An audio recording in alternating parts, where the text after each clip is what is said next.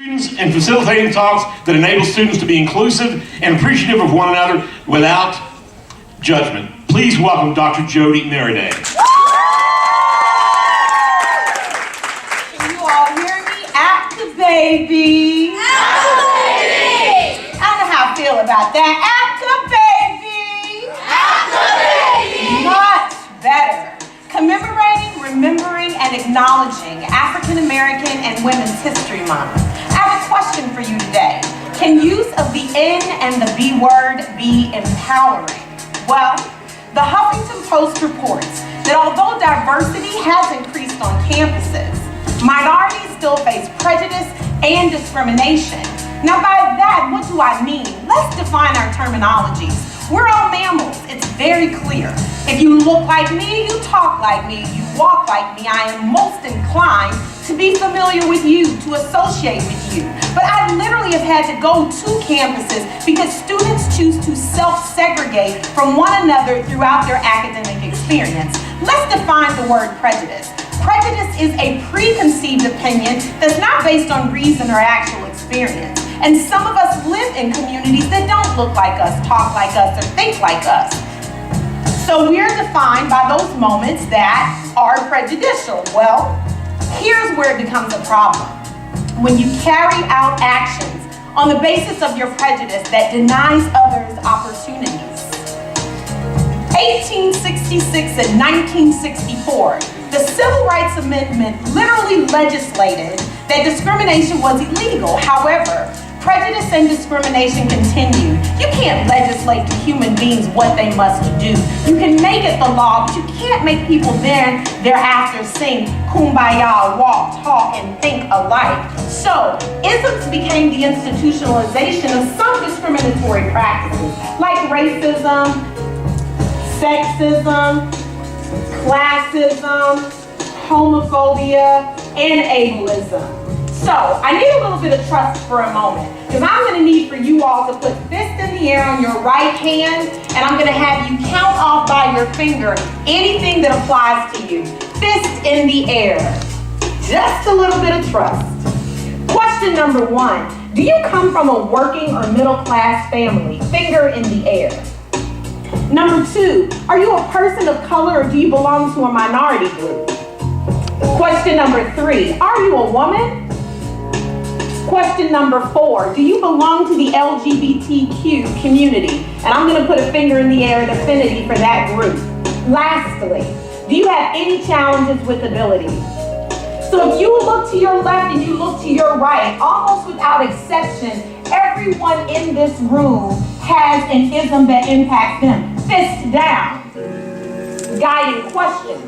So with the fist that you previously had in the air, I want to ask you a question. Can words with extremely negative historical references become positive when they're used inside of the group? Does owning words make it less harmful when others use the same words, like the word nigger, N-I-G-G-E-R, which is a negative racial slur that was historically directed at African Americans as a racist insult. Today, I imagine it's immensely confusing for others to hear African Americans self-refer through popular music using that same word. NWA. How many of you all know about Eazy-E, Dr. Dre, Arabian Prince, Ice Cube, or DJ Yella? Hand in the air. So clearly, using the word N-I-G-G-E-R with an A-H behind it defined a moment in history. Jay-Z self-refers N-I-G-G-A, saying, what's my name and who I'm rolling with my N-I-G-G-A's. Future, literally 2015 says, trap N-I-G-G-A-S's are being blessed by God. And lastly, who are we listening to right now? Migos. The Migos, Bad and Bougie. And what do they refer to themselves as? Young, rich, N-I-G-G-A-S's. Well, let's come to another word. Cardi B. I see some of y'all already out there bouncing. Bitch. Literally a female dog. A woman who is perceived as being unreasonable, malicious, aggressive, or sexually assertive. Today it's not uncommon to hear women self-refer using that word as well. Missy Misdemeanor Elliott. 1999, self-referred, saying what? She's a bitch. Nicki Minaj puts you on alert. Bad, be alert. Signifying in 2008, challenging all women to be as she is. No hard feelings. 2016, Dreezy says me and my, and she's self-referring bitches. Nonetheless, her girlfriend, ride or die. Young and May, ooh, 2016. A lesbian identifying woman says she needs what? A rich bitch, not a cheap what? Ho. And who are we listening to right now? Exactly. Bodak Yellow's first verses say to you, said little B, you can't F with me. A challenge, a call to a challenge, a defining moment for a woman who's saying, I'm the baddest one out here. Reflective thoughts. For 20 years on college campuses, I hear these terminologies tossed around, thrown around, and I want to unpack what they mean. Predominantly white campuses of students said to me, Dr. Miraday, why do African Americans refer to themselves using the N-word? Men in my classes said, why do women refer to themselves using the B-word, but it's so offensive when others do the same thing? Here are my reflective thoughts for you today. Can using words that empower better support social justice and equality? Can language that focuses on inclusion and positivity create more understanding? Clearly, when you put your fist in the air, there was recognition that we are all in a struggle, and the struggle continues for all of us. Here's the deal. If African Americans are stating that Black lives matter, if women are marching in Washington, D.C., asking for women's rights and equal opportunity, if the LGBTQ community is asking that they be protected from hate, if all of us are asking for equal opportunity to earn money in this country, and if people with challenges with ability are asking that they be accommodated, we have to share a vision in campus life in which every new student orientation introduces diversity to set the tone for a campus climate that includes.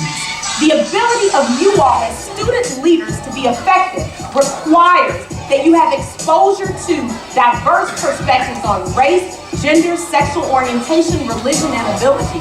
Lastly, if you are to become a workforce-ready graduate, you have to be able to respect difference. You have to be able to agree to disagree sometimes, but still have the ability and capacity to be compassionate, caring, and kind.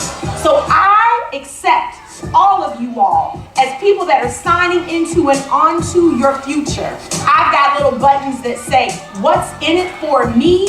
What's in it for you is the fight and struggle against any of the isms, is the struggle against all of the isms.